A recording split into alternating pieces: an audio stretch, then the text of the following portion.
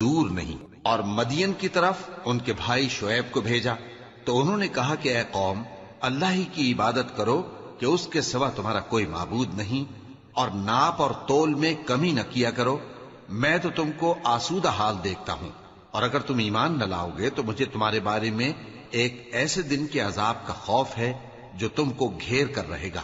اور اے میری قوم، ناپ اور تول انصاف کے ساتھ پوری پوری کیا کرو، اور لوگوں کو ان کی چیزیں کم نہ دیا کرو، اور زمین میں خرابی کرتے نہ پھرو۔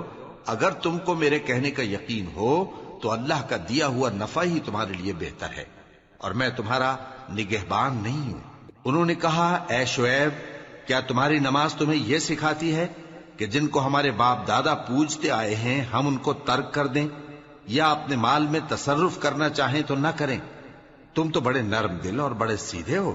انہوں نے کہا کہ اے قوم، دیکھو تو، اگر میں اپنے پروردگار کی طرف سے دلیل روشن پر ہوں اور اس نے اپنے ہاں سے مجھے نیک روزی دی ہو تو کیا میں اپنا فرض ادا نہ کروں؟ اور میں نہیں چاہتا کہ جس بات سے میں تمہیں منع کروں خود اس کو کرنے لگوں۔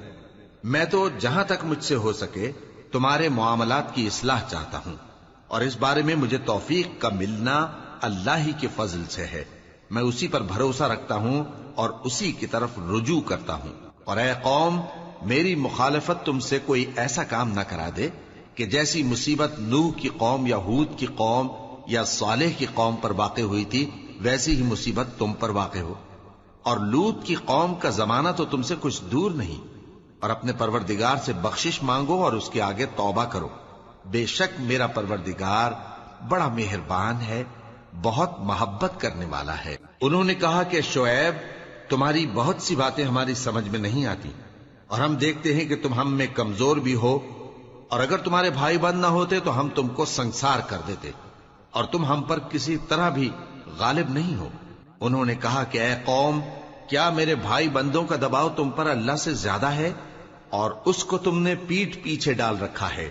میرا پروردگار تو تمہارے سب اعمال کا احاطہ کیے ہوئے ہے۔ اور اے قوم، تم اپنی جگہ کام کیے جاؤ، میں اپنی جگہ کام کیے جاتا ہوں۔ تم کو ان قریب معلوم ہو جائے گا کہ رسوا کرنے والا عذاب کس پر آتا ہے اور جھوٹا کون ہے۔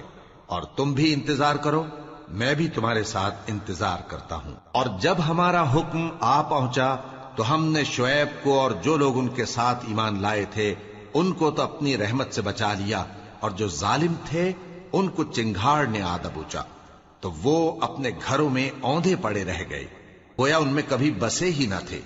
سن رکھو کہ مدین پر ویسی ہی پھٹکار ہے جیسی سمود پر پھٹکار تھی۔